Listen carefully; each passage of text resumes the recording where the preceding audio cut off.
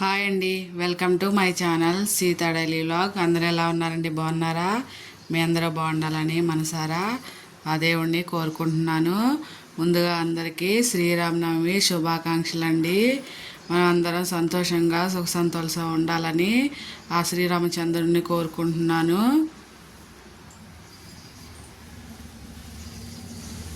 ముగ్గు వేసేసాను, పూజ కూడా చేసేసాను. ప్రసాదాలు చేయాలి, పానకం చేయాలి కదా, శ్రీరామనవమికి పానకం ఇంపార్టెంట్ కదా. అన్నీ రెడీ చేశాను, చేద్దాం. ఇంటి ముందు కూడా ముగ్గు వేసేసాను. ఎండకే కనిపిస్తలేదు. ఇవి వచ్చేసి నా చెట్లు చూడండి, మంచిగా పూలు పూసింది. ఇదైతే బాగా పూలు పూసింది, పచ్చగా బాగుంది. ఇది నా ముగ్గు. లోపలికి వెళ్ళి ప్రసాదాలు చేద్దామండి. పానకం చేసుకుందాం. ఇది 3 స్పూన్ల బెల్లం అండి. దీనిలో ఒక గ్లాసు నీళ్ళు పోసి పక్కన పెట్టేస్తే నానిపోతుంది. అంతలోకి దానిలోకి ఒక 1/2 స్పూను మిరియాలు, ఒక 4-5 యాలక్కాయలు, ఇది శొంఠి, ఇది అన్నీ కలిసి పొడిలాగా చేసుకోవాలి. పానకంలోకి పొడి చేసుకొస్తాం. బెల్లం కరిగిపోయింది. నేను కొంచెమే చేసా కాబట్టి కొంచెమే వేస్తున్నా. మీరు నీళ్ళను బట్టి బెల్లం వేసుకోవాలండి. ఇప్పుడు పొడి చేసి పెట్టుకున్న మిరియాలు, యాలక్కాయలు, శొంఠి పొడి వేసి కలుపుకోవాలి.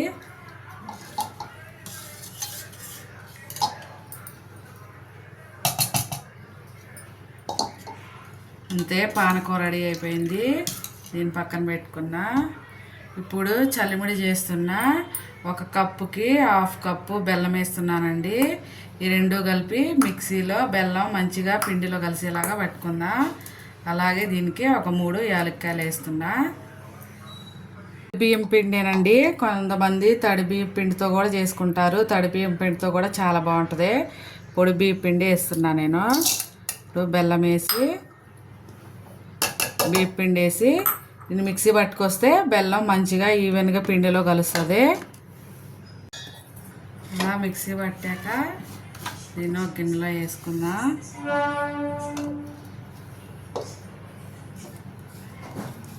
బెల్లం మంచిగా పిండిలో కలిపేలాగా 1 కప్పు తీసుకుంటే బియ్యం పిండి 3/4 కప్పు బెల్లం తీసుకోవాలండి. అప్పుడు సరిగ్గా సరిపోతుంది. ఇప్పుడు ఇందులో కలిసేలా చేసుకుంటాం. కొంచెం కొంచెం నీళ్ళు వేసుకొని మంచిగా కలుపుకోవాలి. కొంచెం కొంచెం వేసుకోవాలి, నీళ్ళు ఎక్కువ వేసుకోకండి, జార్ అయిపోతుంది. కొంచెం కొంచెం వేసుకొని కలుపుకోవాలి.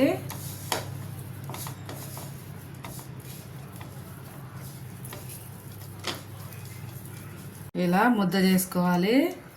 నీళ్ళు ఎక్కువ పోసుకోకండి, జార్ అయిపోతుంది. నెయ్యి వేసుకోండి, కావాలంటే మీరు నెయ్యి కూడా వేసుకోవచ్చు చలిమిడిలో. అయితే చలిమిడి రెడీ అయిపోయింది. అలాగే ఇది పెసరపప్పు అండి. నేను 1 గంట ముందే నానబెట్టాను. పొద్దున్నే లేచినప్పటినే పెసరపప్పు ఇలా చేస్తాను. వడపప్పు నానబెట్టేశాను. ఇప్పుడు దీన్ని 1 స్పూన్ వేసుకొని దీని మీద బెల్లం ముక్క పెట్టుకుంటే వడపప్పు కూడా రెడీ అయిపోయింది. అన్నీ రెడీ అయిపోయాయి కదా. ఇప్పుడు దేవుడికి నైవేద్యం పెట్టి హారతి ఇచ్చేద్దాం. పానకంలో తులసాకు వేసుకుంటే వేసుకోండి, చాలా మంచిది. నా దగ్గర తులసాకు లేదండి, అందుకే వేయలేదు. ఇప్పుడు నైవేద్యం పెట్టేసి హారతి ఇచ్చేద్దాం.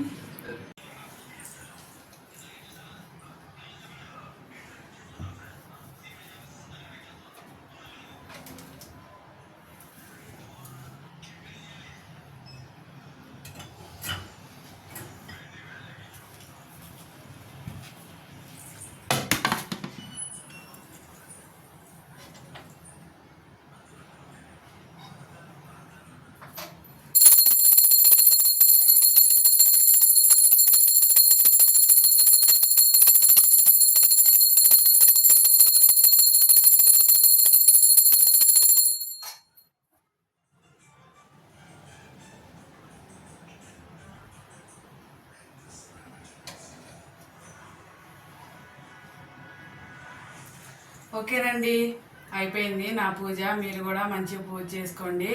మరొకసారి అందరికీ శ్రీరామనవమి శుభాకాంక్షలు. ఆ రోములోని దయ మనందరి మీద ఉండాలని మనసారా కోరుకుంటున్నాను.